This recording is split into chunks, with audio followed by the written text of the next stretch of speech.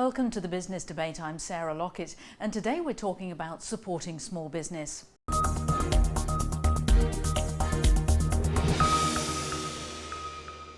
SME owners spend an average of 4 hours a week worrying about risk, according to one piece of research. On the other hand, some SMEs aren't thinking about risk at all. 13% don't know what risks they face or what insurance they've got.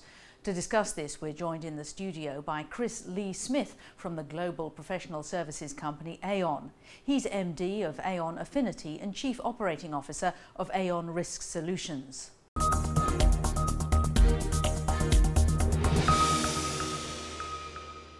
Chris, welcome to the London Stock Exchange studios. Thank you for having me. Now, your research has shown that some people worry about anticipating and managing risk quite a lot, and some SMEs don't think about it at all. Now, who's right?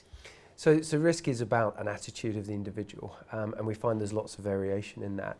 I think the important thing is to look at, as businesses want to grow and SMEs want to grow, our job as a broker is really to advise them how we manage their risk in the context of them growing and make sure that they don't have to worry about risk, and that we're able to provide them advice around how to mitigate that. Now, as you say, you are a broker, not an insurer. What's the difference? And isn't the perception just that you're a middleman adding your markup? So as an insurance broker, our job really is to help mitigate risks with our clients before they occur, so to ensure that losses don't occur in the first place, and then also to make sure that the advice that we provide them is more tailored to their requirements. We often find that insurers will come up with a package that's very generic. Our job is to make sure that we get the right advice for that company in its stage of its development, to make sure that we get the right coverage in place for them. Now, in terms of small businesses, at what point do they need insurance? So any business that has got assets of any value, any business that has liability risks associated with it, and really every business nowadays has those components. All of those will require insurance of some shape or form, and it's really important that it isn't just the physical assets people think about, that it is the liability as we move into a much more litigious society. Protecting that's really important. Now, people tend to insure against litigation, staff injury. Now, are they getting their priorities right in that respect in terms of what they insure against? Again, I think a lot of it really depends on the business and its growth strategy and how it functions.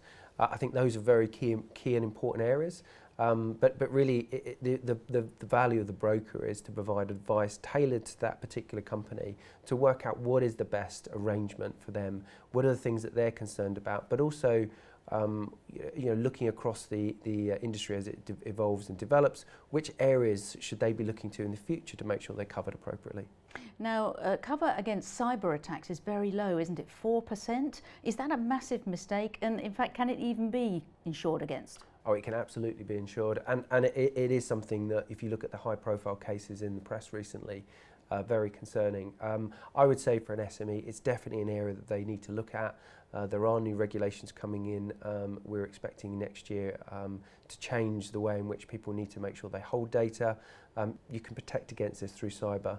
We see that as a growing trend over the next 2 or 3 years, and it's really important that people consider the implications for their business. But then once those customers' personal information is out there, it's out there, isn't it? But the insurance will cover you for lots of things. Ideally there isn't an event in the first place, and part of our job is to try to prevent that. But if an event does occur, then there's lots of coverage that comes in post the event. So business interruption, brand reputation, brand rebuilding.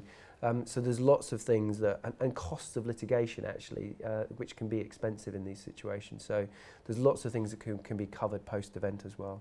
Now, small businesses make up such a large part of the UK economy. What are your thoughts on how you can help them from even going out of business? So another classic area for small businesses is cash flow.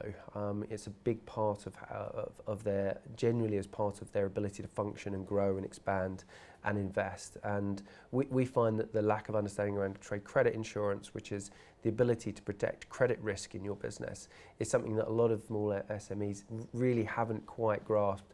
And this is an area that we really would like to reach out to them to give them a much better understanding of how that could help them grow their business and give them some certainty. And very briefly, auto-enrolment pensions is something that not all SMEs have done yet. How are you helping with that? So, I mean, I'm sure many of these SMEs are receiving letters through the door from the government around how they get their employees engaged in auto-enrolment. We've developed a tool called Little Blue, which is an online portal where SMEs can go on, they can log on, and really it it provides all the advice and content that's necessary in them to get through this auto-enrolment process. Well, Chris Lee-Smith from Aon Risk Solutions, thank you very much. No, thank you.